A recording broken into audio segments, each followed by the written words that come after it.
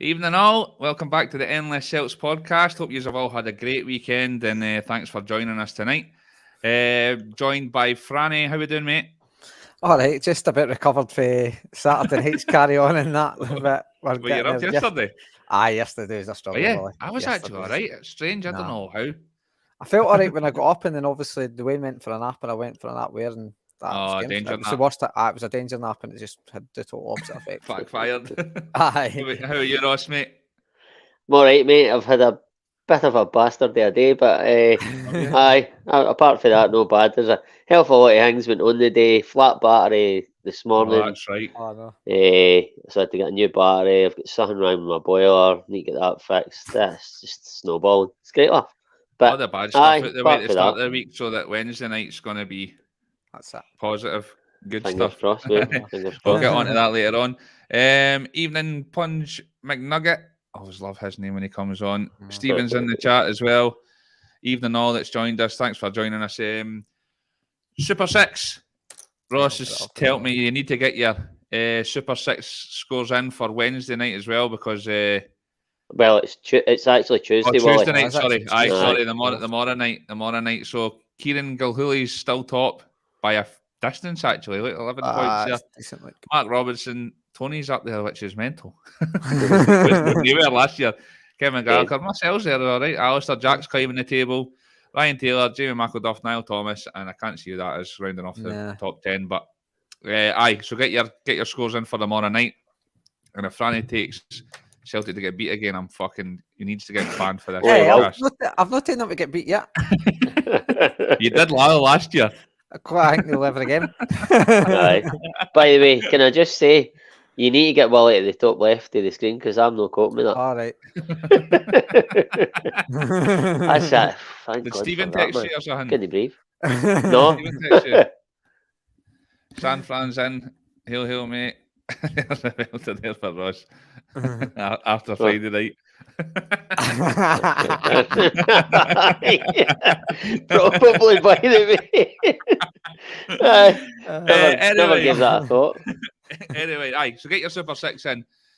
Celtic were back in action this weekend after the international break, and boy did they put on a show against Hearts at Tynecastle. So we're just going to dive right into it, boys. Franny, I'm just going to go right in. I mean, there's no much to talk about other than that first goal. What a start, and I mean, touch on the goal was brilliant, wasn't it? It wasn't, like you say, well, it's so early as well, and you see it put times, like it's always, it's a great time to score just early, especially at Tynecastle. I mean, it surprised me when I think the commentator said we'd won 10 games in the bounce against Hearts, which I thought was madness. Because at Tynecastle, they always seem to be in a game. But that first goal just absolutely settled any nerves that might have been there after the international break. Because the Kilmarnock game, like we were really good that game. It looked like things were ticking. You just thought, could there be a wee hangover for the international break and stuff? But felt like it was just that goal just settled everything down and quietened the stadium. Because I think it's key when you go to places like Tynecastle, just didn't let the crowd get on top of the team and stuff. And I just the flick over for Palma. I think I was on after the Kilmarnock game, and I was saying that maybe the international break was coming at the wrong time for him because he was finding a bit of form, but he looked like he's kind of contained it, and it was a nice wee ball over the top. And the man of the season so far, it's just everything he does right now. He just turns to gold, really. And what a finish! What a finish it was, Willie. Absolutely, Ross. I mean, there's no much more we can add to that. Palma, the project player coming in and doing a decent job. And O'Reilly got us off today. And Franny, I thought he nailed it. I mean, the gaffer said it afterwards as well. At Tynecastle, you need to try and quieten that crowd. We need to get in their faces to start off, and it was the perfect start, wasn't it? Aye, you couldn't ask for a better start. The goal itself, I mean, was for me. You're going to hate to go some to top that this season. It's well in line for goal of the season. I mean, Palma, I'm really impressed with that guy. I said previously that he's not got blistering pace, but he doesn't need it when he can play balls like he played. I mean, that was like, I don't know why I get to go over the score. But that ball in itself was prime Iniesta or Xavi over the top. And perfect weight. Matt O'Reilly didn't even need to break stride. He takes it in the volley. Franny, it had shades of that goal that we scored at the five-a-sides. Wasn't quite that good. Wasn't quite that good, but wasn't quite that good. Ah, it was better than that, man. Nah. Didn't you sell a discredit there, son? You were outside of the peg and everything. That's what I'm saying. Yours was better. All right. Aye. Anyway, it was a tremendous goal, a tremendous start. And I don't know what it is. The last few times obviously there was the last game, that was 4-3.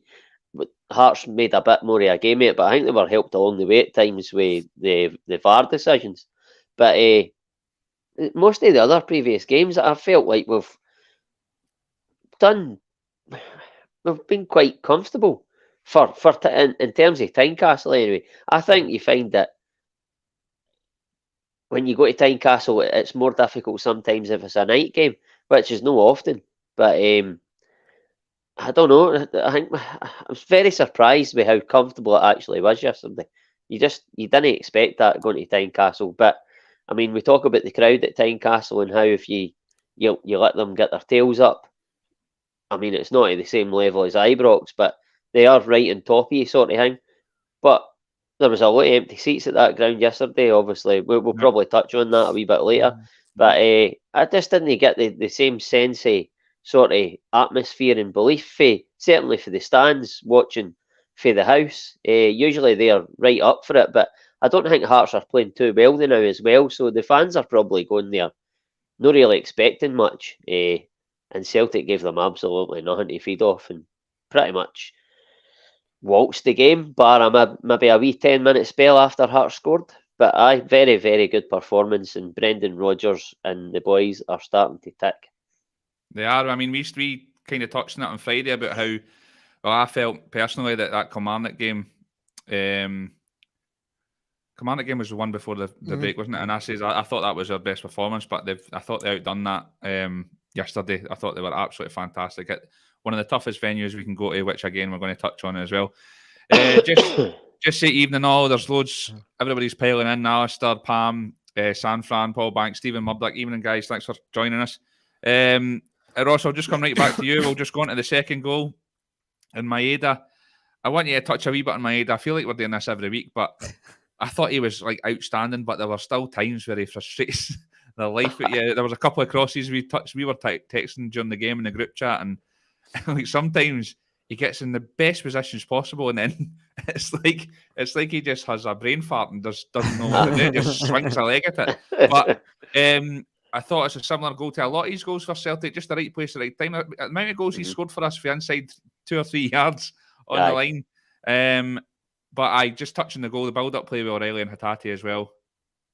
It was really good build-up play. I think probably you're starting to see Hatate come into his own again. He's starting to get that fitness up.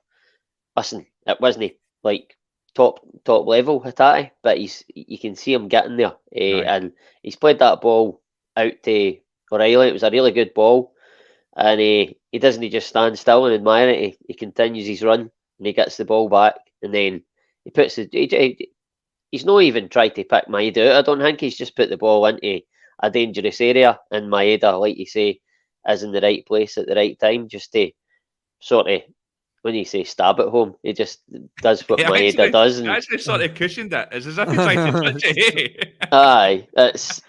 I don't know. It's like he's the most bizarre, weird footballer that I've ever seen in my life. He's absolutely pish at football, totally pish at it.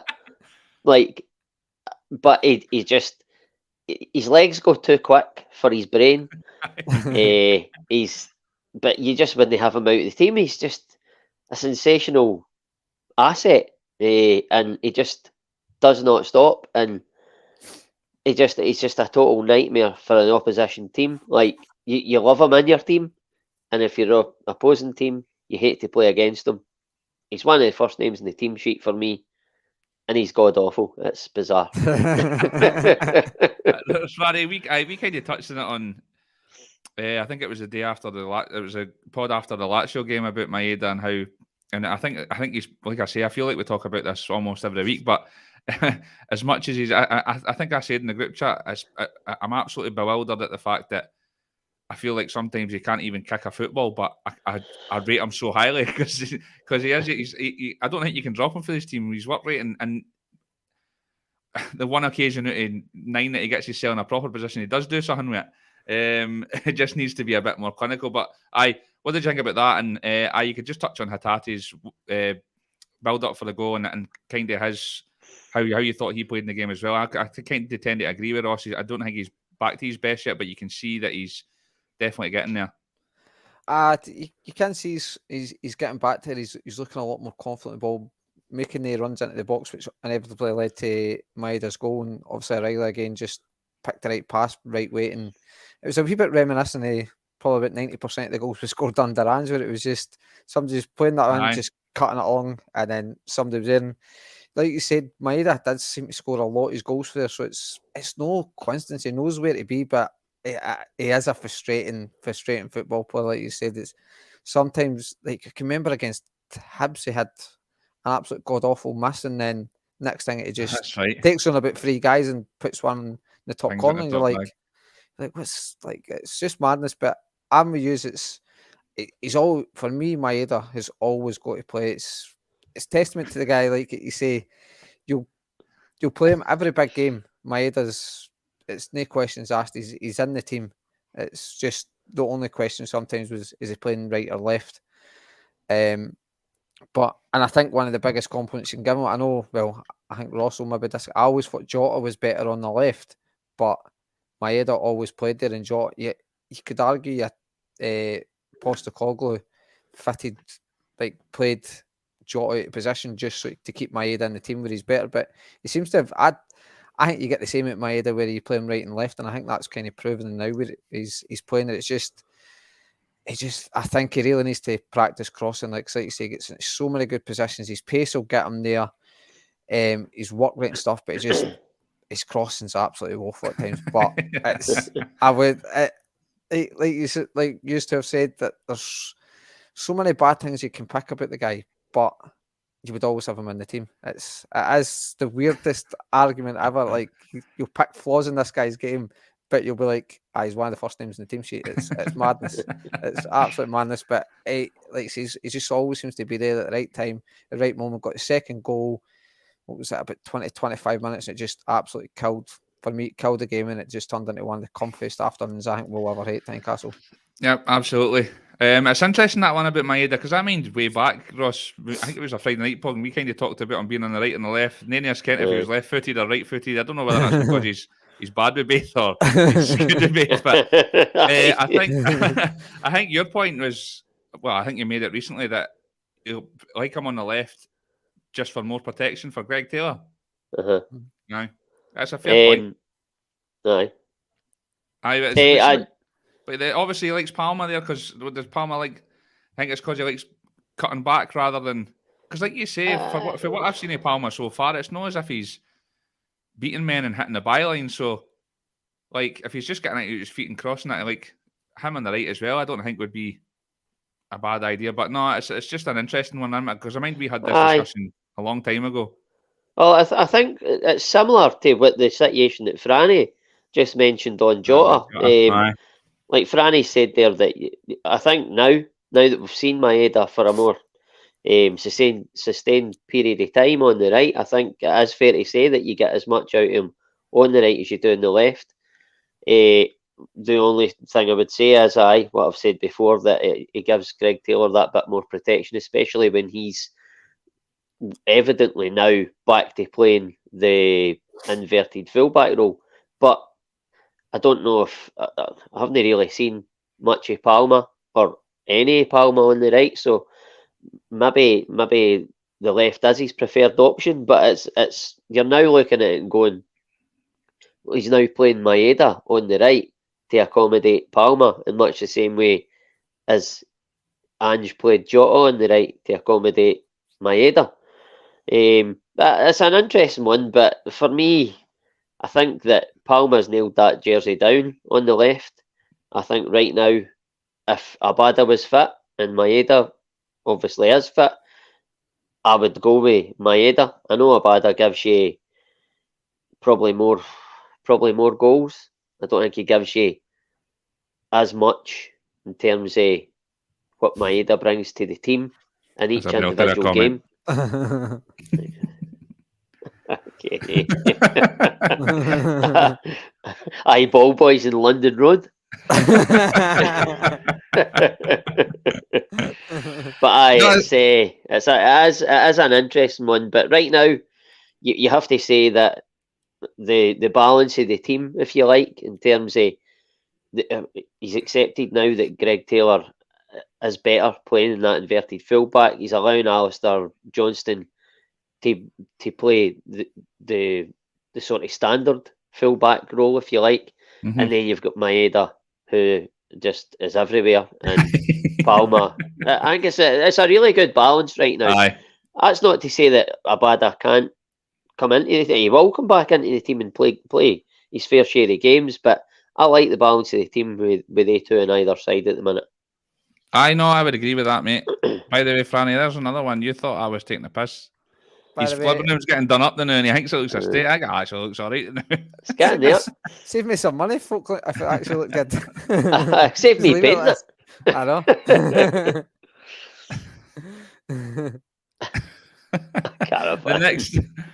The next big talking point of the game was, I think it was just right after half time. Ross, I'll come back to you, and it was the penalty decision on Kyogo. This is kind of split the fan base for what I've seen on social media and stuff like that. But what was your thoughts on the penalty? Was it yay or nay for a pen? Well, in real time, I didn't even see a foul. And then on the replay, initially when I seen the replay, I thought, well, there is contact. But for me, listen, I can see why the referees gave it. I can see why, because there is contact. But for me, if I'm going to be consistent in what I've said, then I look at the Dessers and Lagerbielke one, and I made the case that the reason it was a foul on Lagerbielke is because Dessers got his foot across him and didn't touch the ball. If he'd got his whole body across him and didn't touch the ball, then he's protecting. He's in possession of it, although he's not touched it. I think similar with Kyogo. I don't think he doesn't get his body across him. And you could argue, and I'm just getting his leg across the Hearts player and not touching the ball. He actually impedes the Hearts player's run because the Hearts player doesn't tackle him. He runs into Kyogo's leg. Kyogo plants his leg in front of him. So for me, I think it's harsh. I don't think it's a penalty. I think I'd be absolutely beeling if it was up the other end of the park. But I don't know. It has split the fans. I don't know if some have got green tinted glasses or no, but for me, it's not a penalty, not by any stretch. Franny, yeah or nay? Pen? Nah, no, for me, I was like, even in real time, I didn't think it was a foul. You can see Kyogo's been clever. He's got he's tried to get there known. Maybe he's got to invite some contact and stuff, but I'd actually never gave the Dessers one a thought, and it is very, very similar to that. I feel a wee bit. So I think we all said at the time why that was the right call. So I think you've got to be consistent, like Ross said, and say that's why for me that's the wrong call. It was very, very soft. But I don't know how VAR can look at it. Maybe it's because they've seen contact and they're looking at it and going, well, we can't no-gi it. Daddy's on fire tonight, by the way. I'm just going to he's been drinking for about 5 o'clock. But I don't know how VAR can look at that and say it's a penalty for me. Maybe it is just simply because there is obvious contact on Kyogo, you see it, but it's no penalty for me, Wally. No penalty. I know it's one of them, I know, mate. But so we've got given the penalty, we're flying. Sorry, Wally, but what did you think? Did you think it was a penalty or no? I didn't. At first glance, I was like, nah, and then when I seen it again, I was like, interesting. Just because there is contact, but I mean, for me, it's not. If that's, I just think Nah, I just don't think it is. No, but like I just think it's one of them. If it's another one of these fucking subjective, looking at the letter of the law nonsense. It just needs to be there. Just needs to be a clear rule, and then like if that's in the middle of the park, it's just like right, get on with it. I think I don't know. I just think it's a strange one. Maybe it was for all the terrible VAR decisions that we had at Tynecastle last year. They thought they'd do us a favour, but Franny. In the end, it didn't really fucking matter because Celtic are shite at penalties. Pretty much. Again, this is another subject we kind of touched on. And then last year, we had a lot of the guys in the comments have been saying we sort of ended up with a decent penalty taker in Moyle last year. But it seems like we're back to square one here again, and we've not really got a penalty taker, which is strange because we've got a lot of players with really good technical ability, but I mean Hatate is. I think I don't know for sure, but I think that's probably the first one he's missed. But he's not looked as assured. I mean, the one at Livy was pretty much right at the keeper. He got a bit fortunate with it, and then he's hit the post there. What's your thoughts on our penalty takers at Celtic? Do you think there's anybody that should? Do you think Hatate should be number one? I mean, like if you're taking all the penalties, you're going to miss some at some point. Luckily for us, it was near we were in a position where we were well in the lead anyway, but is there anybody else that you think technically could be doing a better job? I would say Matt O'Reilly, but I would probably be as worried because I don't know. It's just this age-old thing where it seems to be. I hate a left footer. I hate a left footer taking penalties, and he's probably technically the best player. Well, Kyogo's probably technically the best, but Lowell, that's that comment. Just got me on mental here. What was saying? Matt O'Reilly, I think he would probably be good at like you say. I think that is Hatate's first miss. Somebody might correct us, but I think that is his first miss. But equally, the ones that he has scored, they have to been great penalties. I don't think. And Palmer might be a good shout. He's maybe a set piece specialist gone with some of his YouTube things. I don't think he's seen a free kicker. I've not seen a free kicker recorded yet, but. Again, he seems to have a good cross on him and things like that. But I don't know. I always find it weird that your striker doesn't want to take them. I was just about to say that. Like, because Kyogo's banged in the goals and never seems to be grabbing the ball for the penalty. So, personally, he's taken a few free kicks recently as well, Kyogo, just outside the box. Marcelo would probably initially would go to Kyogo simply being the striker. Feeling that I would go Palmer, but I don't. I've no reason apart from him being left-footed and just got this weird thing about hating left-footers taking penalties. But I think Matt O'Reilly should be in my shout too. That's an interesting one. Monty's in here, and Monty says I didn't see it from the boat room. Unlucky lad. Fuck. All right. Oh, sorry, boardroom. All right. Ross, what do you think? I mean, Hatate's missed one. I don't know if it was maybe just because in recent memory, one at Livy wasn't the most clinical penalty I've ever seen in my life.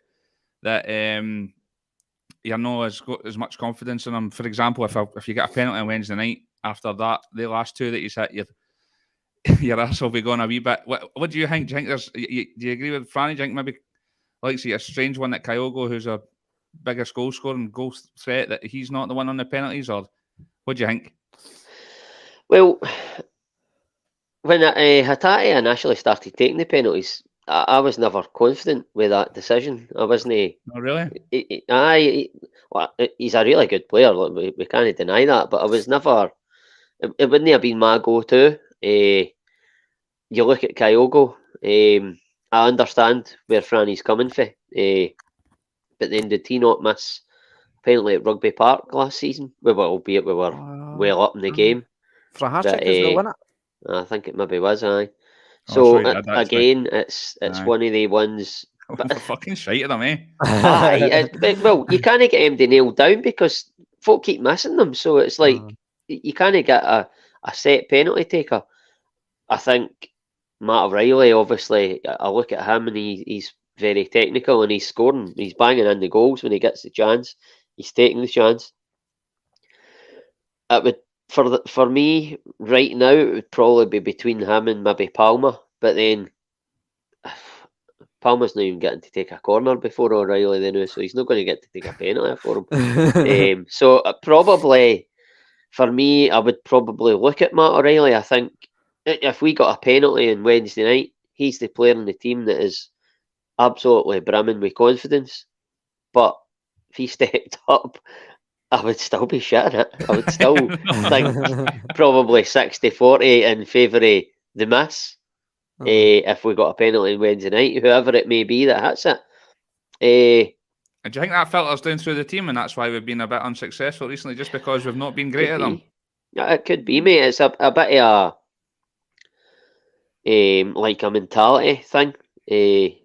Kind of like the ability's there, but you're second guessing yourself because that there has been a number of penalties missed, and it's not like we get penalties all the time. Aye. And I mean, there has been a number of penalties missed, but there's been a number of penalties scored as well. Aye. But I don't know. It seems to be the way that if a Celtic player misses a penalty, then we think, right, take him off the penalties now. He's only missed one penalty. Just stick with the guy. Aye, persevere. I think so. Maybe. That's what I would say. I think you could you change it up too much, and then there's no consistency.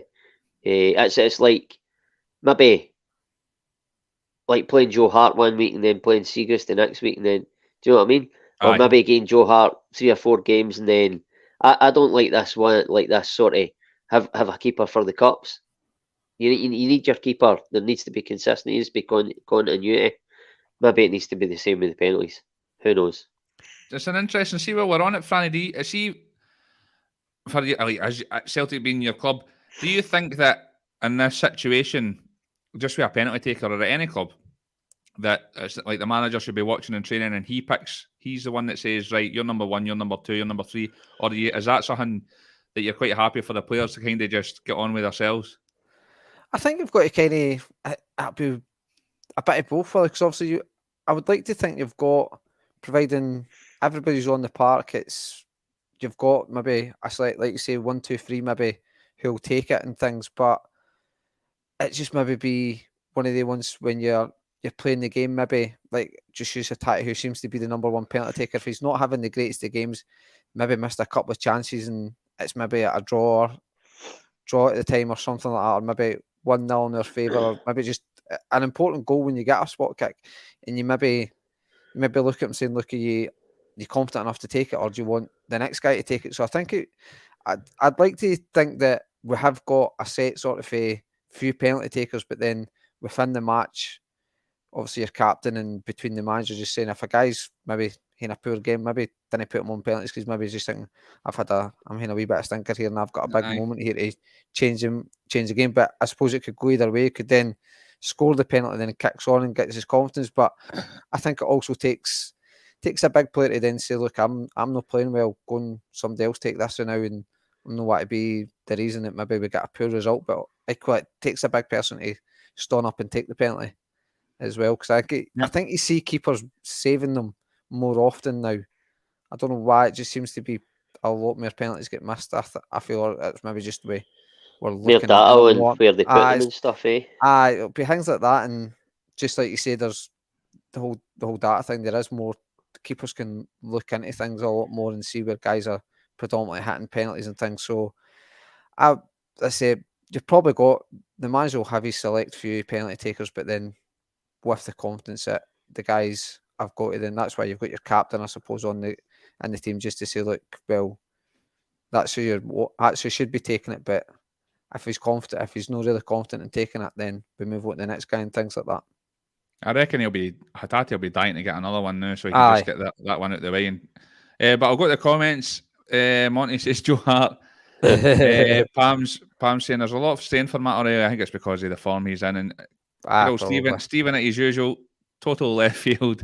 He wants Alistair Johnston on the pens. By the way, ladies and gentlemen, that's so that in like 3 months' time, when he takes one and scores it, he can come back and say, I told you all that he should be on the penalty. That's all it is, man. Just say the most ridiculous thing and then. Monty's saying Kyogo as well. So there's a few in there, but for me, if Hatate's a man, I think they should they should stick with Hatate. Bear with me a second. There's a few. I just want to go through some of the comments, make sure I'm not missing anything. But so we missed a pen, and the gaffer talked about it at the end of the game as well. How, and we've seen it. I think somebody texted in our group chat actually that once we missed it, it kind of gave the stadium a lift. All 12 of them that were there or whatever. It gave Hearts a bit of a boost, but the gaffer said we rode that well for the 10 minutes or so, and then Kyogo gets his watery goal against Hearts. I think they mentioned it was the 8th game in a row he scored against Hearts. They must hate the sight of him, Ross. Aye, he's a thorn in their side right now. In terms of the goal itself, I mean, we've spoke about Hatate so far in this podcast, but that wee flick round the corner was just Hatate all over the back. That's what he's got in his locker. There's, I don't know, maybe one or two players in the team that's maybe capable of pulling off that touch. Yeah. But it was a great touch, and it obviously set I want to say it was Maeda, but I don't think it was. It set whoever. Palmer, it would have been Palmer on that side, because he's played it in with the outside of his foot, And listen, it was a good ball in with the outside of his foot, and we got a wee bit of luck. Obviously, it sort of Matt Riley kind of sclaffs at it, and then it falls to Kyogo, basically right on the penalty spot, and he's no missing for there. And for there, I mean, Franny said at 2-0 it killed the game. I don't disagree with that, but certainly at 3-0, it was absolutely taken away from Hearts. And I mean, they did get that goal, but you watch Celtic in that game, and I think they're in complete control for the whole time. They start off the game quick and they get a goal, and then they keep going, and there's a really high, fast press in that first half. And then towards the end of the half, it's like they take a breather, but they keep the ball. Brendan Rodgers said that in his post-match interview about keeping the ball and resting with the ball. That's where it's different for Ange. You watch Ange's teams, and they were just hell for leather for an hour, and then you see it starting to fade because they're only human and they're no taking drugs. So it starts to fade when you keep it at that intensity. Whereas Rodgers, the team probably play at the same, or they play with that intensity for probably the same amount of the game, but he plays the game in stages rather than blitz it for an hour. And then they come out in the second half and they go for it again. And then they get up 3-0, and then there's that middle part of the second half where they just, obviously, it looks like they're playing within themselves and Hearts are coming back into the game. But I don't think, obviously, they get their goal, but for all the world, I don't think the trouble is after that. And then, again, we just go again for that last wee bit and take the game away from them. It's people say, like, talk about Brendan Rodgers' style being really... I know I'm going off on a tangent here, by the way. They talk about Rodgers' style being really pragmatic and slow and sideways and all that. And like that is not what Brendan Rodgers' style is. And I think that game yesterday is starting to show that they're coming together, and they're going back to when Rodgers first came in. Now, obviously, there's tweaks still. There is. Brendan Rodgers came in at Swansea. He brought them up into the Premier League, and he was lauded for the football he was playing. He got a move to Liverpool off the back of the football he was playing. Then he went to Liverpool, and it was, for all the world, not unlike the way Ange does playing. It was swashbuckling, all-out attack, and he lost the league probably right near the end, but he conceded, that team, Liverpool team that season, conceded so many goals. It was high scoring games, and they were outscoring the teams.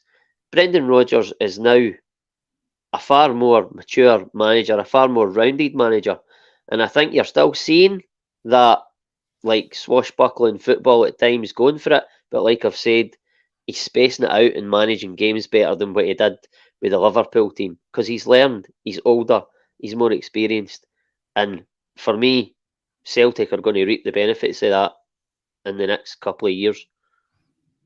Yep, absolutely, mate. Couldn't disagree. In the chat, I'm getting slagged for my impersonation of Stephen. But the guys that have jumped in, I think Coin Wizard, Corvo, Jed, welcome along. Thanks for joining in.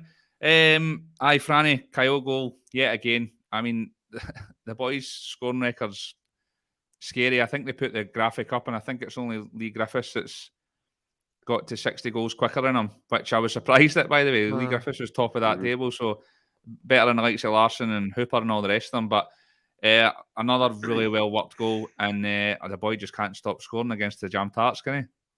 I know, he can't seem to stop scoring full stop now. He's just carried on last season's form. I think, well, certainly myself, I don't know about you, but I didn't think he would maybe go on to score. I mean, I know it's early doors and stuff, but I didn't think he would get the 36, I think it was, he scored last season. But he might actually eclipse that if he continues the way he's gone and stuff.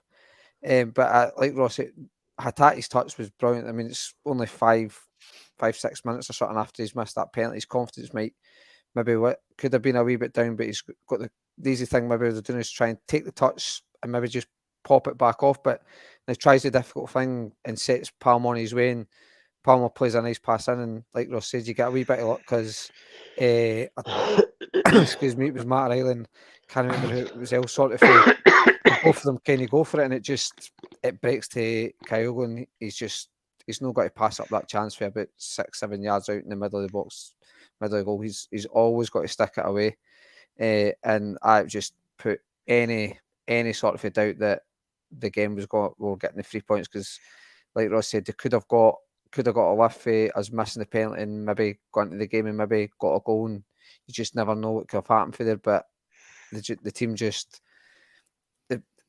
I think Ross is bang on with the way that Rodgers does play. It is fast paced, but like I said, it probably is in periods of the game. It's not for the, like I said, for 60-65 minutes and bring some subs on and stuff.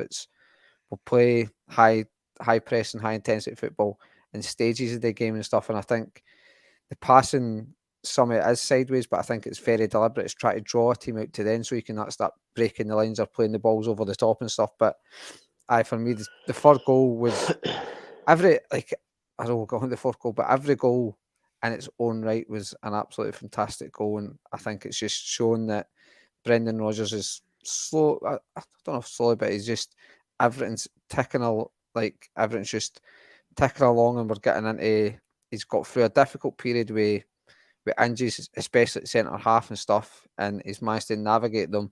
I think it was Ross who put it in the chat, it was yourself, Willie, about the away grounds that we've been to this season so far, and we've picked up maximum points at every one of them, which is just, when you consider the sort of injuries and sort of form that we had, that wasn't maybe brilliant at times to navigate all that, and to now see when players are coming back and the style that Brendan Rodgers is wanting them to now play is just, you're starting to see it, and the players are obviously getting a lot more confidence in it. I think a lot of teams might be worried for the rest of the season. It's where, I know it's early doors, but it's hard to try and see how Rangers overturn this 7-point lead already. Yeah, absolutely. I mean, for the talking about Kyogo's goal, it'll be interesting to see if Palmer or O'Reilly gets the assist for it, because I think he really does get a touch through. Because Palmer O'Reilly, I'm screaming for that assist, to be honest with you. Aye, so we go 3 up, and then bit of a freak point in the game, because I don't think Hearts were ever in it. But Ross, a wee bit of a mistake for our favourite Maeda, and to be fair to Shankland, it's a great finish. But what did you think of the goal? I'm watching it with my old man, and my old man's old school, and he hates it. I don't know why I use the term tiki-taka, but we've had it under Ange, we've had it under Brendan before, and it's still now. I like to keep control of the ball and play it out for the back, but my dad's always screaming, "Just get it away." And to be fair to him, I think at times myself, I think there is times for playing it out for the back, and I think there is times where you can get rid. And Maeda just gets it stuck under his feet, and Shankland finishes it. But what's your thoughts on the goal? Well, just touching on the sort of playing out for the back and stuff, I actually think that this Celtic team under Rodgers are starting to get. Listen, it's not perfect, but they'll find it more difficult in Europe, obviously. But I think they're starting to get the balance of when to play out for the back and when to get it punted up with Joe Hart or whatever. I think they're starting to find a balance with that, and it's no bad. In terms of the goal, I actually thought that Maeda done really well initially. He intercepted because it looked like it was going to go to the Hearts player, and once again his work rate, he intercepts it, and he takes the ball away for the initial guy, and then he sort of turns into traffic, but it was the only way he could really go. And Maeda's touch is absolutely wonderful, and he sort of knocks it away from himself. And then after that, it's you just have to praise Shankland. It is a bit of a mistake, a bit slack on the edge of your own box, but I think he is sort of he's in like a cul-de-sac, if you like. He's not really got anywhere to go. He doesn't have a great touch because I think he does get that slight panic. Where am I going to go here? And then he does nothing with the ball, and then Shankland's finishes. It's actually brilliant. See when you see it in slow motion, he puts it outside. Aye. I think it's Liam Scales, and almost until it actually hits the post, it looks like it's going wide, and then it just clips the post and goes in. Joe Hart can do absolutely nothing about it because he's seen it late. Joe Hart's absolutely pish as well, so he's no saving that. Joe Hart's no pish, I'm joking. I think people know you well enough now to know. There's a wee bit of debate going on, which we're going to get to later on, obviously, about the team on Wednesday, but Corvo's just pulled out the single pivot, so I hate to put that comment up there. Needs a lot and a single pivot. A single pivot, eh? It's not a double. It's not a double pivot, is it? It's not a double pivot. But Franny, your thoughts on the goal again? Kind of what Ross was talking about earlier. Sometimes Maeda's feet go too quick for his brain, and he's just got it caught underneath. But fabulous finish by Shankland. As in, like you say, Maeda does do well initially to win it back. Then it is just one of the ones where it's Maeda does a Maeda just seems to like kick it without. It's almost like he's trying to run with the ball and just kicks it too hard, and it falls to Shankland. And in fairness to Shankland, he's not trying to make excuses for Maeda and get him off the hook, but Shankland's still got a wee bit to do. He's like 20 yards out and kind of be back to goal, but he just lets the ball come across him and stuff, and just uses scales well and curls it in. And it doesn't go in with great pace, but it's just the shot in itself. It beats Joe Hart all ends up. I can't lay any blame at his door for that. It's a really good finish, and I thought Celtic actually one of the way I think they nullified Shankland really well all game. Like I think they showed a graphic on Sky, and his furthest touch up the park was maybe about the halfway line. I think that was key to us really getting control of that game. He just kept him at the game because I'm not saying he's a brilliant player, but I think he's a really good player. He's a really good finisher. He has got a good touch about him, but which the goal showed and stuff. But I think it was one of the ones where Maeda, it was a poor touch from Maeda, but at the same time, it was a really, really good strike for Shankland. He still had a wee bit to do for about 20 odd yards. It was interesting. I think you're right. I think we did nullify him really well because people in the chat are saying he's pretty much their only threat this season. I know they've lost a couple of big players for last year, but it seemed to me as if he was like playing right wing most of the first half anyway. I don't know if that was like a tactical decision, or I know in the commentary they kind of said for the goal kicks and stuff they were putting him on Taylor because they think he had a better chance of winning headers and that. But it seemed like he was out there an awful lot for me. It's really, really strange. But I mean, Stephen A. Smith must be a master tactician. But we'll go on to the last goal. And we're 45 minutes in, and I'm not even after the game for Sunday yet. No Friday. But Ross, on Friday weekend you touched on how you want to see a bit more of Bernardo, and I kind of touched on home.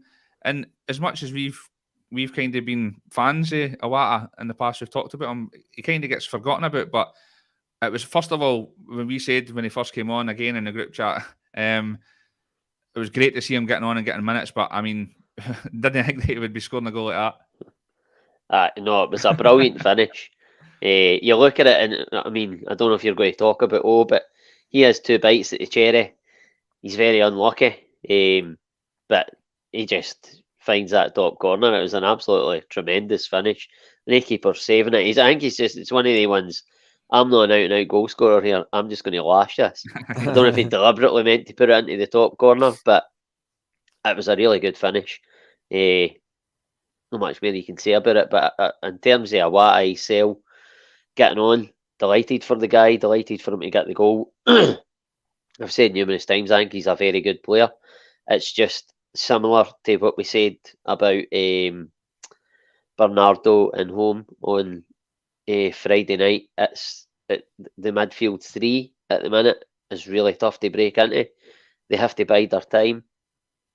But I mean, Coin Wizard said about playing Awata on Wednesday night. I'm going to be adverse to it, but it's a very difficult midfield three to break into now. But he's a really good asset to have. He's a really good option if you want to be to make your team a bit more solid, harder to beat than what it is. So, listen, I don't know if he's going to be able to break into that midfield three and be a regular. It's very difficult, but I rate him. I think he's a very good player, and I'm glad we've got him at our club. Aye, absolutely. Just before I come to you, Franny, Jed's letting us know that Ange Ball has gone back top of the league and Calvin Bassey has caused both goals. Things you love to see. But aye, Franny, again, I know you're a fan as well, and it was great to see him get minutes under his belt. Never mind the goal and all that as well. Just great to see him back in the park. And we've kind of touched on the last few weeks about how difficult it is to break into that midfield three. But he's another one that if he gets minutes under the belt, he can definitely give these boys a run for their money. But aye, what did you think him getting minutes first of all, and then obviously his finish was outstanding. It was good to give him minutes, because obviously Brendan Rodgers, it's more, I don't think he necessarily just brings guys on 60 minutes just because players are knackered and things like that. But it was good that he got more than a sort of a complimentary 5-10 minutes. He got a wee period of the game and stuff, and it was good just to take, because he came on for McGregor one. It was good for him just to get a rest as well, I think. But it's like the phrase. I think he's a player we all really liked. He came with a bit of reputation because I think he was young player of the year or player of the year over in Japan. So he's kind of basing it off what you've got already in the team, which came for that league and stuff. So so it kind of excited me, but it's Kyogo aside, it's arguably the hardest bit of the team to maybe get in. I think it's just kind of unfortunate that Hatate, O'Reilly and McGregor are three really, really good players. Have got a good sort of a chemistry together. It just seems that three just seem to work, because I know yourself, well, you're a bit of a fan of home. And I like the boy as well. Bernardo, he's looked good when he comes in, but Awata could be the one that maybe has got a chance. I know Awata. the Scottish Awata.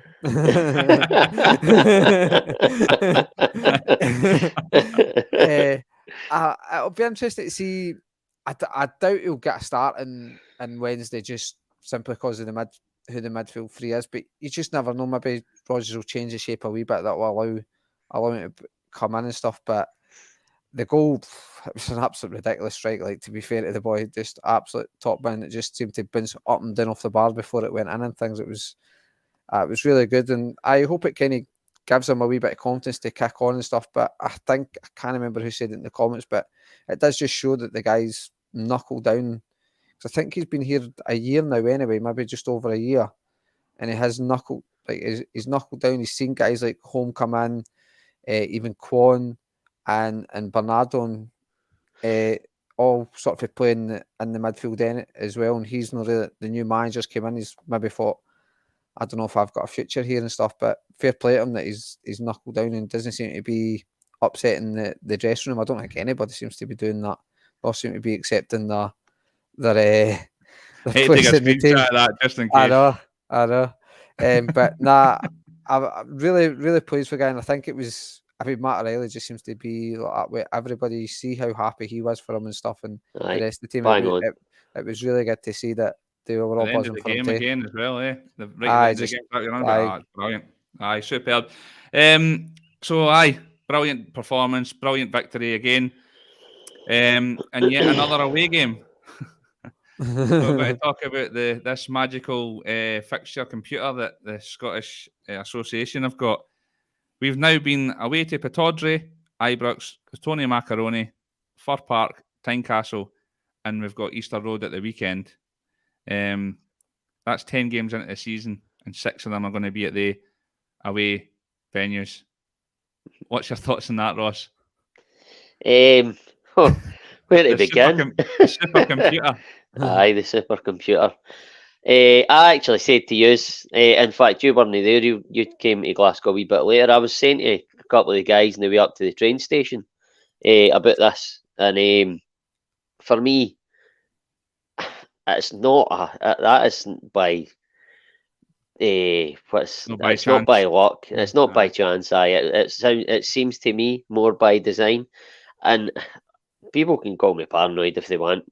I'll take that. I'm a paranoid, but I mean, you look at it, and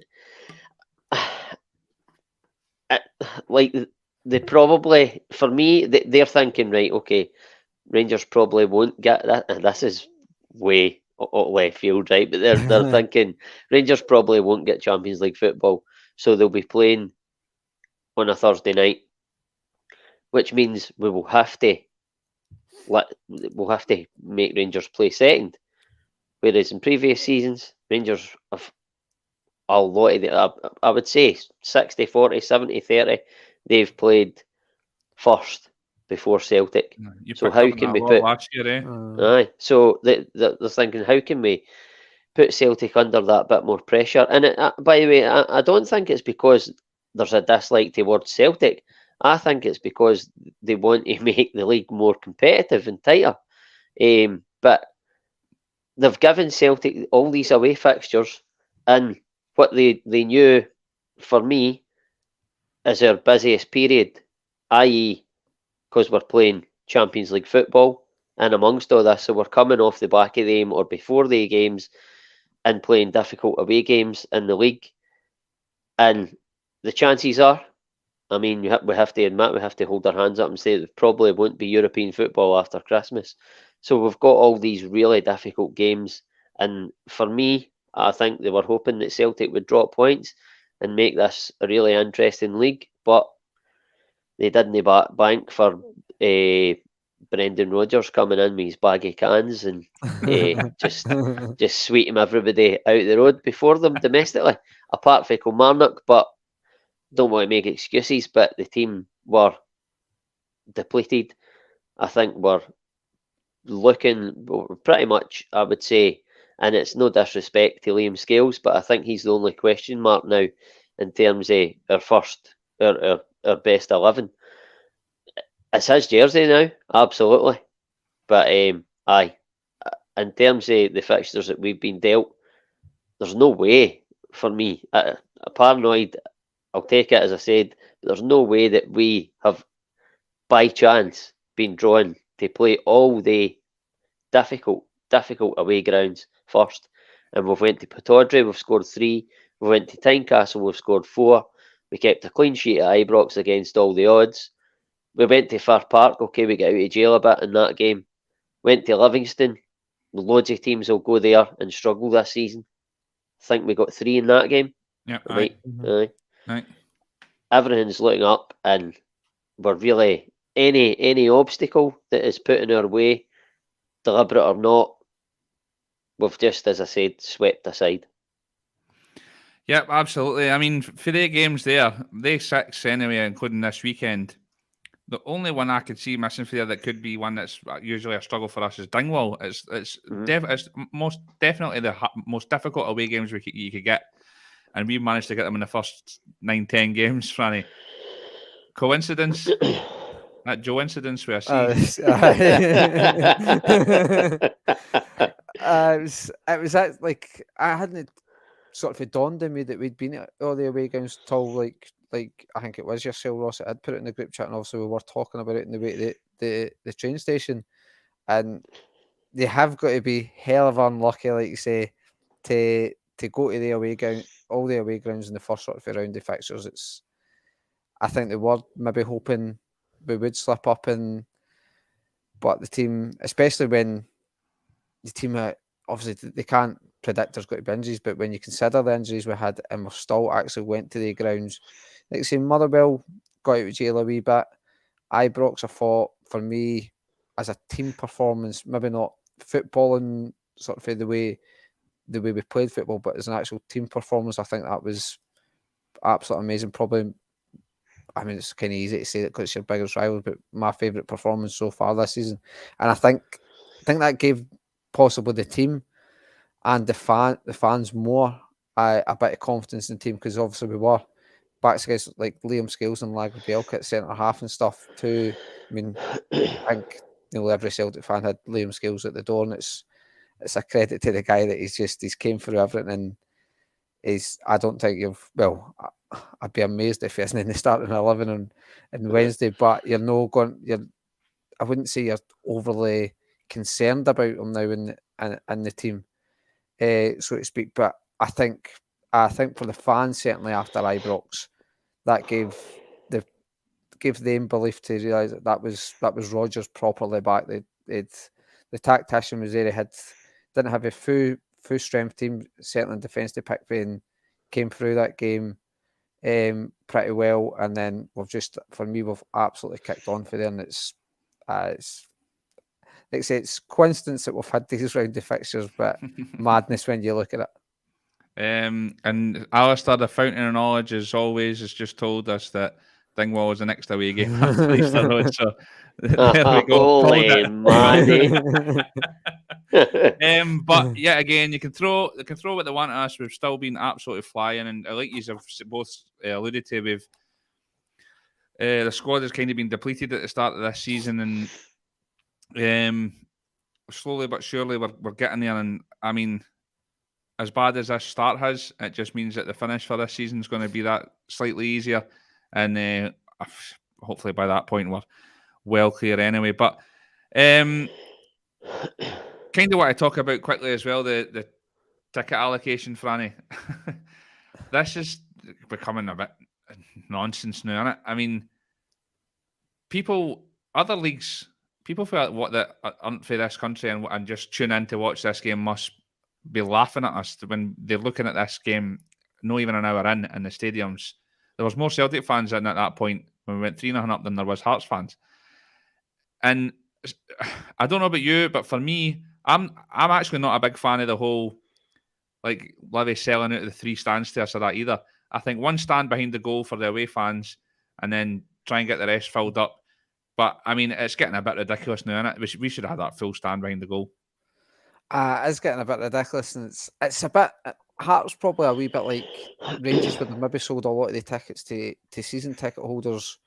Because I noticed obviously at the start of the game there was a few empty seats and stuff, but it's probably not Celtic tickets. They're probably season ticket holders have just no turned up for the day.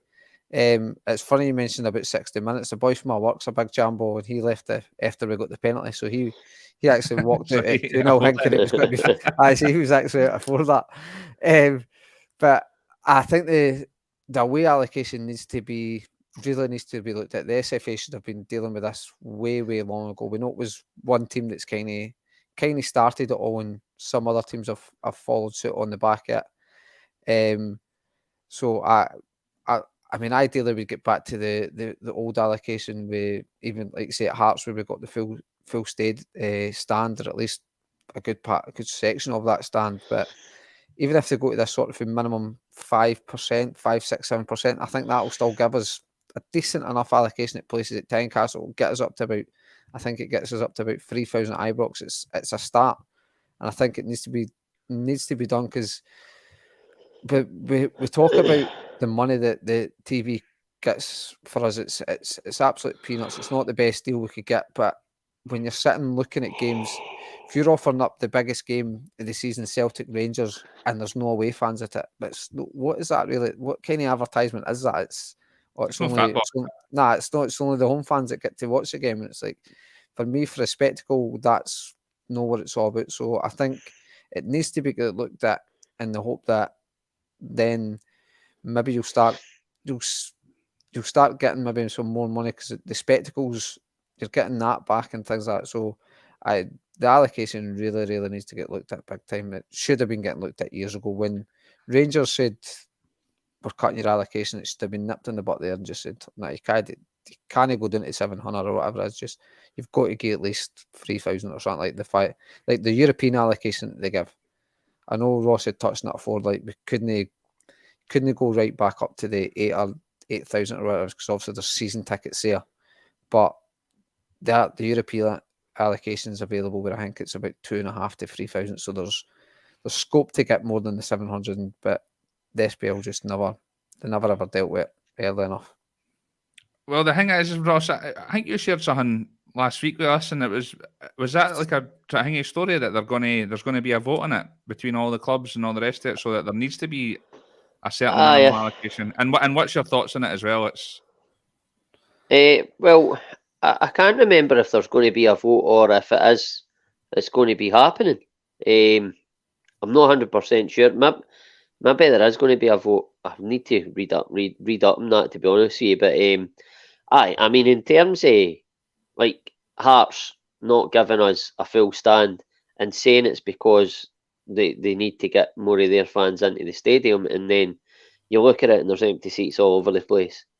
It just beggars belief. It's absolutely bizarre, farcical, whatever you want to call it. It just doesn't make sense that they're cutting their nose off to spite their face. And I don't get it. Like, it's always been fine.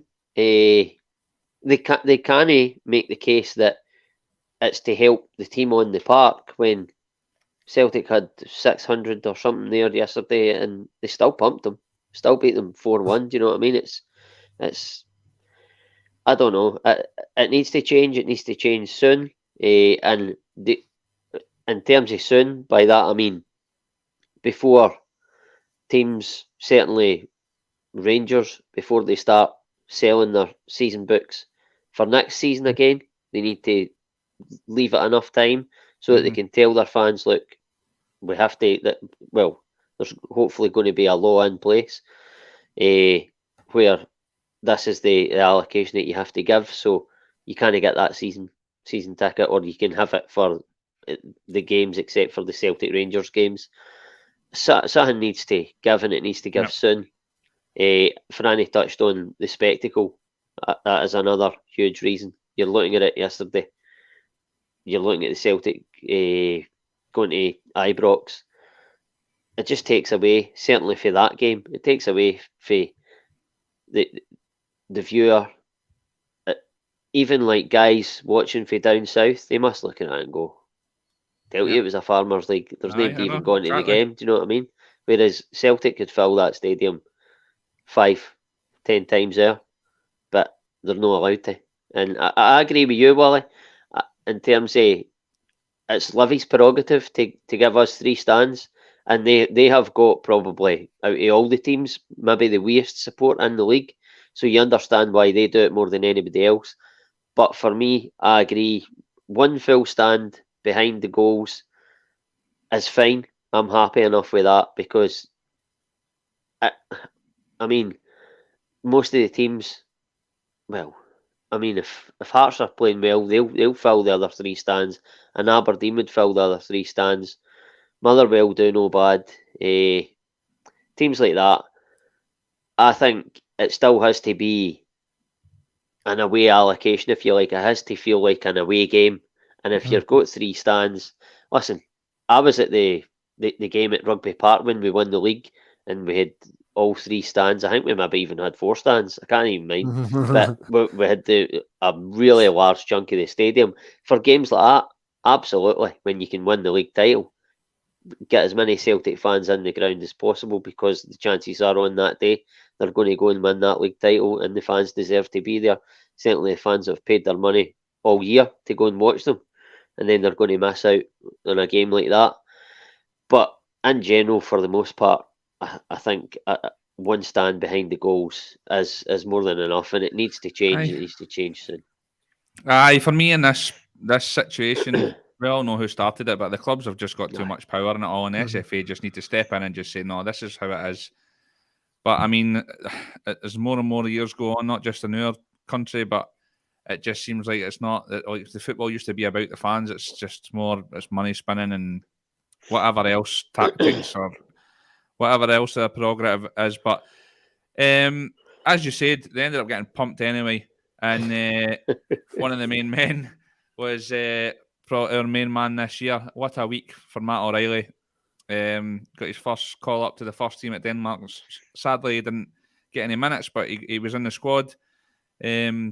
Just announced as Player of the Month for the league, the Cinch Player of the Month. He's got 9 apps this season in the league, 6 goals and 3 assists, Franny. He's on fire, isn't he? Ballon d'Or 2024. By the way, he's gone all the way about it. I think we better stop talking about him so he doesn't go away in January, by the way. Okay, the guy's shite. He's a model that plays football. Go with that. But the guy's just been absolutely on fire. I think it's testament to him that the fact that he's taken his game to another level under Rodgers and just seems to be a very experienced head on his shoulders for, cause I think he's only 22 or something. He's still young, and he seems to be very vocal. You've seen it in interviews and stuff. I think folk were trying to claim it's digs at Ange, saying how Rodgers talks to him and things like that. And I think it's just Ange's style that he kept the Celtic cell and things. Rodgers, maybe that's how he manages his players and stuff. But you can see even after games and stuff, he's even touched it with a lot. He's up and he's celebrating a lot. He just generally seems quite buzzing with everybody, and he's very, very experienced, sort of a head on his shoulders. His tennis would not surprise me if I would love him to stay about. What's this?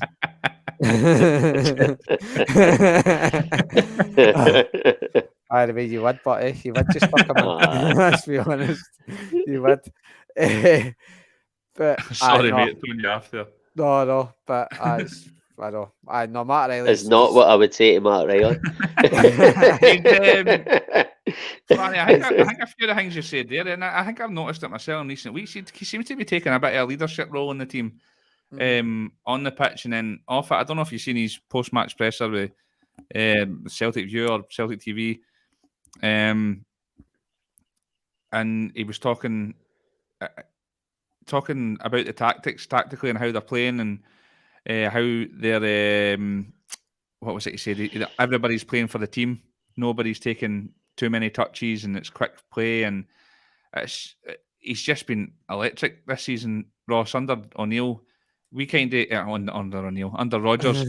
It's because people keep putting MOR in the chat. Martin O'Neill. So they are.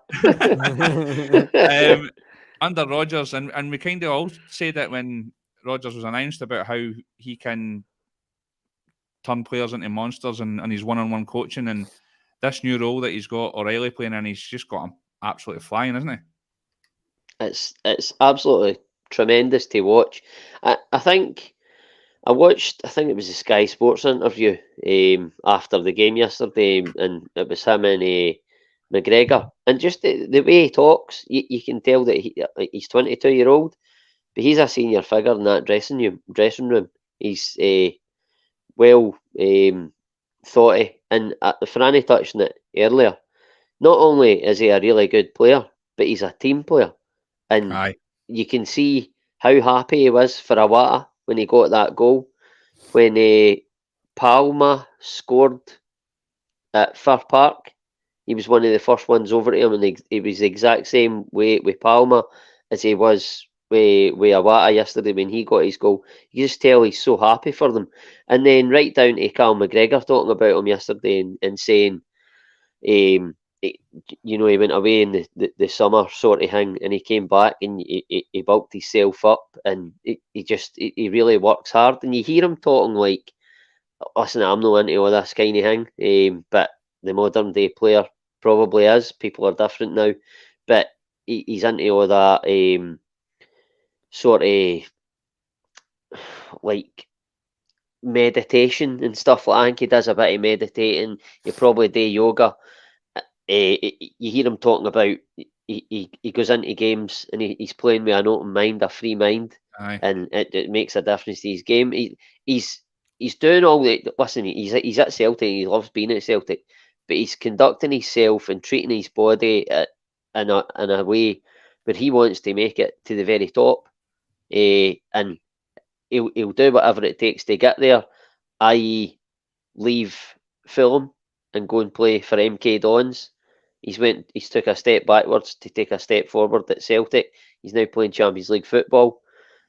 I've heard people say that you go to Celtic and you kind of get forgot about in a sort of international sense. He's now been in and around the Denmark squad.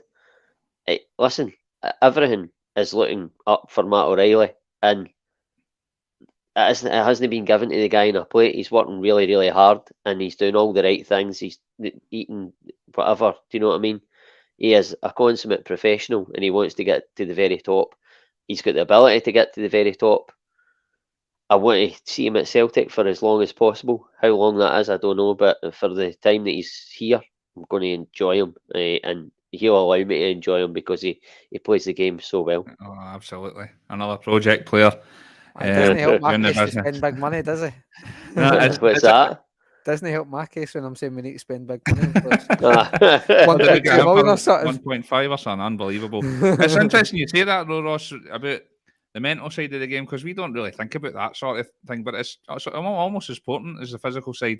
And I watched his presser, like I say, on the Celtic TV, and when you said that, it made me think what he said that like they kind of asked him how he's feeling and about how he's enjoying it, and the first thing he said was, "Yeah, I'm actually really comfortable. I'm not getting too excited when it's good, and I'm not getting too down when it's not going as well." So for 22 years old, like you are saying, that he's obviously got a good head on his shoulders. And listen, if he keeps playing the way he's playing, he's going to have a fantastic season for us. And we all kind of, when he first came in, said that he needs to play number 10, and it would be either him or Rogic. And then he played 6 under Ange for a bit when Kalmak was injured, and now he's kind of playing this number 8 or deeper role and kind of free flowing, and he's just been absolute electric. So long may it continue.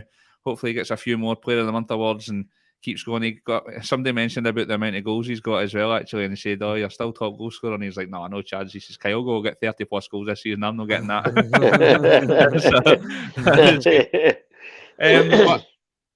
Also, I just wanted to touch on kind of Brendan's post-match presser. Kind of a mix of the two, because he said similar in both. And we'll just go through this quickly, because the two years have actually you've already kind of touched on this. And when you were talking about how we're playing the football we're playing now, and I've took down these notes that Ross, you said, the gaffer said, and he talked about the tiredness and keeping the ball when tired, and you were bang on it. Like that's the polar opposite to what we would have done under Ange. Everything was just 100 miles an hour.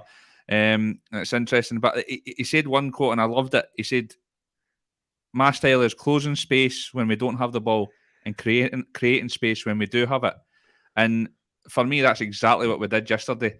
He had special praise for Forest, and then obviously everybody's looking ahead to Wednesday night. He got asked about Wednesday night, and he said, "Look, we're going to go up against one of the best teams." And he said, "It's another level for what we've just played today.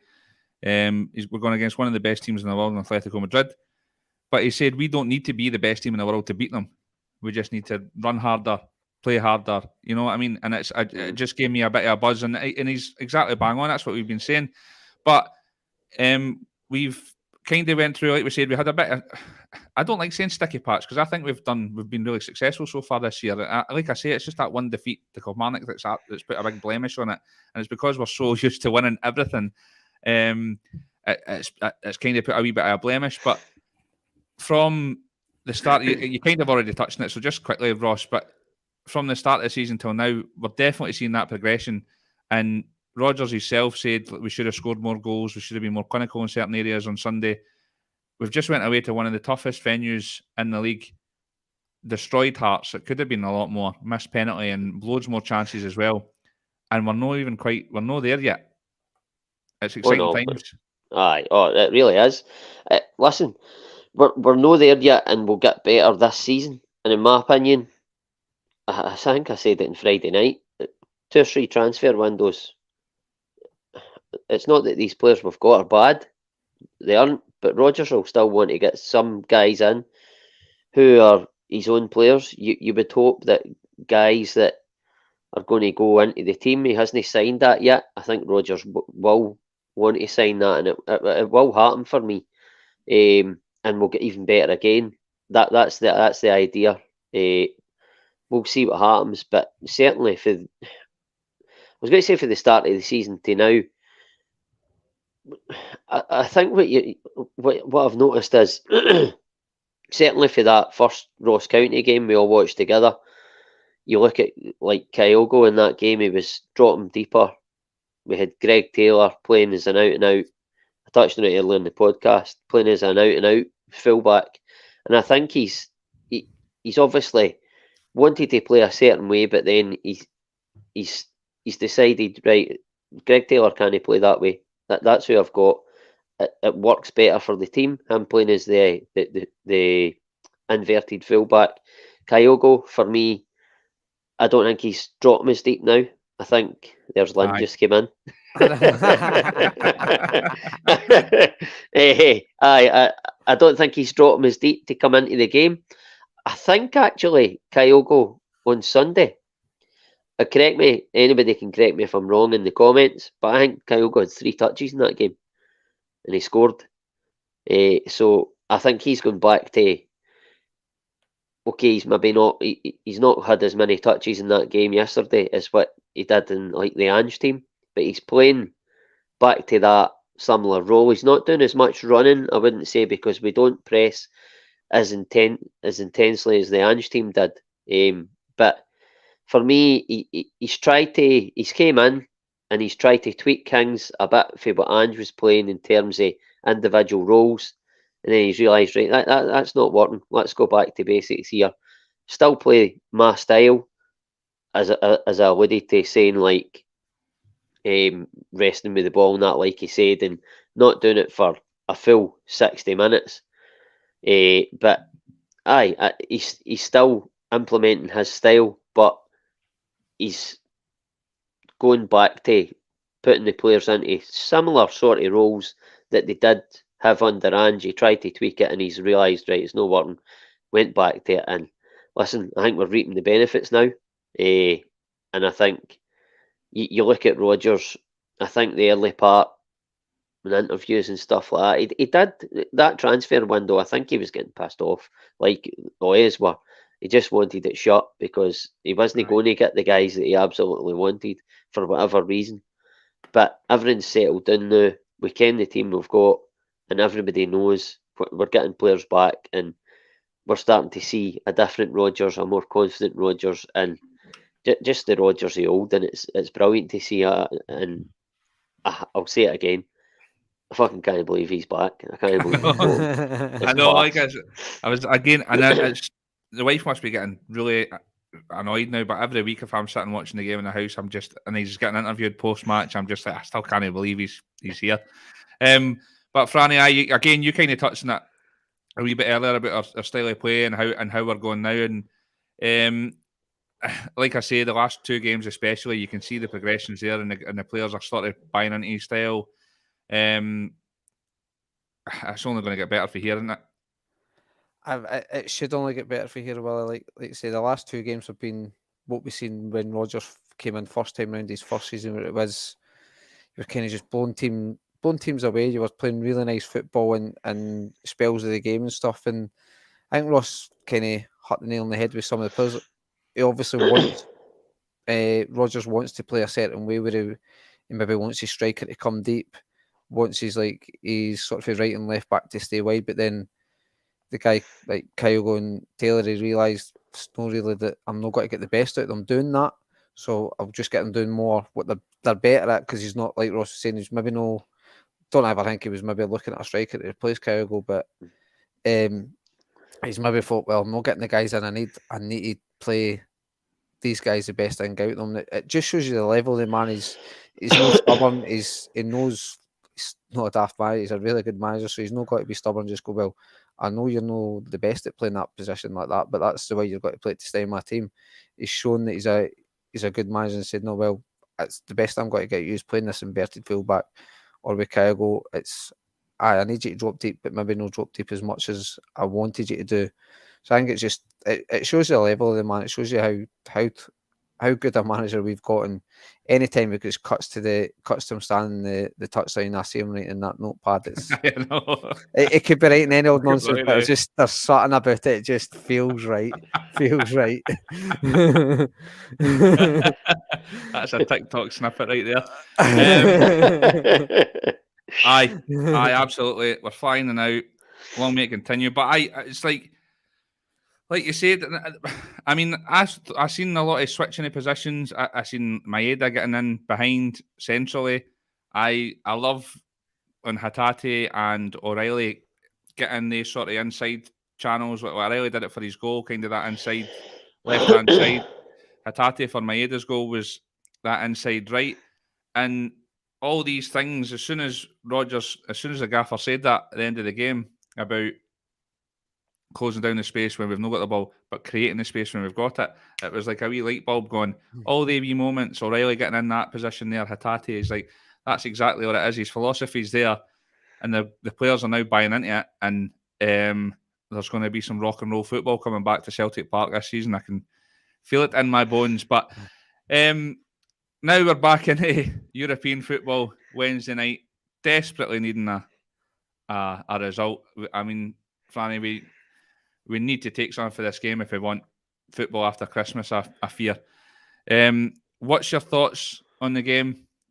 Do you fancy us? I'll check your Super 6, by the way, so if you're flying, I'm going to do you in. Punch your bastard right in. And, what do you think about... Do you think we should be sticking with the same lineup that we had yesterday, or do you think there'll be a surprise or two in there? I would be more surprised if there's a change, in all honesty. Well, I know I'm not saying we made a case for a while, but you could maybe understand if he came in, if maybe a wee bit of change of shape, but we've sat and waxed lyrical how well we've played the last couple of games. I think it'd be, I know we're coming up against Atletico Madrid. We're at Parkhead, and it is a total different kettle of fish with the level of opposition you've got to be playing, but I think it'd be silly to talk about how good we've been playing the last couple of games to then say, right, let's change the shape of the team. I think you go in with that team and give it a go, really. Like we said that under Ange, it was one of the big things we sort of we loved about Ange. He stuck to his philosophy. He was like, well, I can't be telling the players every day play this way to suit domestically and totally just forget it or come midweek. I appreciate Rodgers will be a wee bit more pragmatic probably, and maybe a wee bit more balanced his play, but I don't envision any sort of a surprise. I think it'll be the same team as what we've seen. I think it's massive that we pick something up, but it's Atletico Madrid are a really good team. They're the masters of the dark arts as well, which I think is something we at this level maybe we could try and learn a bit for. I don't know where that comment's coming from, but I think it's going to be it's annoyingly, I think it's going to be a struggle. I don't fancy it too much, I'll be honest. I think Atletico Madrid are flying a wee bit now in La Liga, but you never know. We maybe just might surprise myself. So are you keeping your score prediction to your chest for the Super 6, or are you going to use it? Jesus. I never even thought about that day. Just as you said it there, I was like, that's interesting. We try and claim it as reverse psychology and say 2-0 Atletico Madrid. We'll try and claim that's the reason I'm saying it. Okay. Palms here, by the way, the chat, the last, for however long, has been about music like 30, 40 years ago, and they're all talking about Bay City Rollers and Kate Bush and everything in between. But it's brilliant. I love the wee community all just chatting away, but they're not listening to us now. They're just not even talking Celtic. They're just talking about fucking music. Like, shut up, man. It's an hour and a half. Get off. Right, we're Ross, what's your thoughts? We need to get something out of the game if we want any chance of qualifying or even getting Europa League, aren't we? Oh, aye.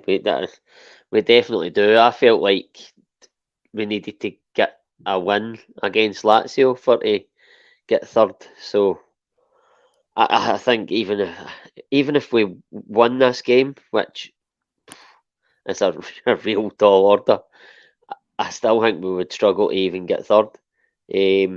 But you never know. There's still 4 games to go. There's 12 points up for grabs. You've just got to hope that we can sort of break that mental block, if you like, because I think we are playing. I'll say it again. I think we're competing in the games, but we just can't get over the line. I don't know why.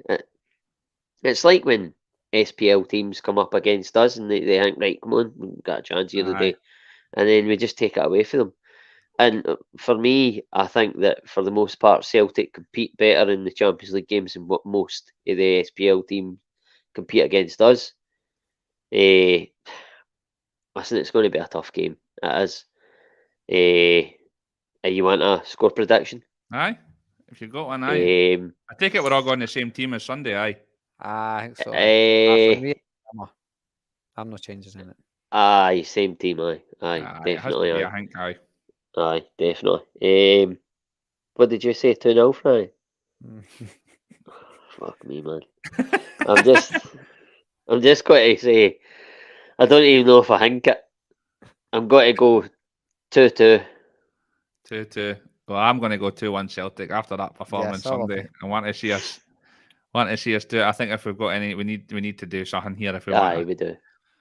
Want a chance. So aye, it'll be interesting. I like you say, Ross. It's always these we see. For example, Lazio. I just want if these decisions are going, I just want like the Hatate red card or Palmer's goal, just a decision just to go our way. I don't care if it's right or wrong. And just to get that win under our belt, and then it takes the monkey off the back, and then hopefully moving forward, we've built a bit of confidence and we pick up points and try and stay in Europe beyond Christmas, because it's a shame that the timing of it, because I think that we're getting to a point now where we're playing really good football. Not that we've not played good football in the first 2 games, but we just need to get a result. Like Stephen said about playing shite in like the Barcelona result years and years ago, we were terrible that game, but we managed to come out. I didn't care about the performance now. I just want points on the fucking board. So fingers crossed we can get that. But an hour and a half. It's not bad on a Monday. It's been a wee while since I've been on a Monday, so it's actually been good to chat about the weekend's game. I'm usually talking about the game that's coming up, not the game that's just been. So it was good. How did you enjoy it, Ross? Brilliant. Same as yourself, Willie. I can't mind the last time I was on the Monday. It was very intense by the time we got in for work, trying to get ready in time.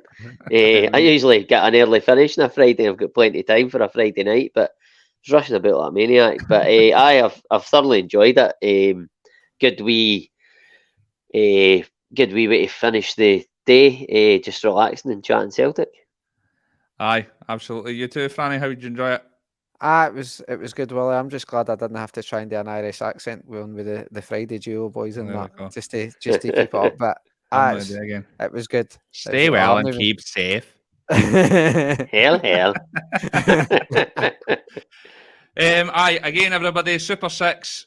Thanks for all the support as usual. Your chat's been brilliant. Even the talk about Lulu and Kate Bush and Bay City Rollers and all the rest of them when we were talking nonsense. We're back again Friday. I believe it's Franny's back again with Stephen and Tony. So tune in there at 8 o'clock. I'm assuming until Stephen changes the time by mistake again. But back at 8 o'clock on Friday. Enjoy the game on Wednesday. Hopefully we get a result. Stay well. Keep safe. Hail, hail.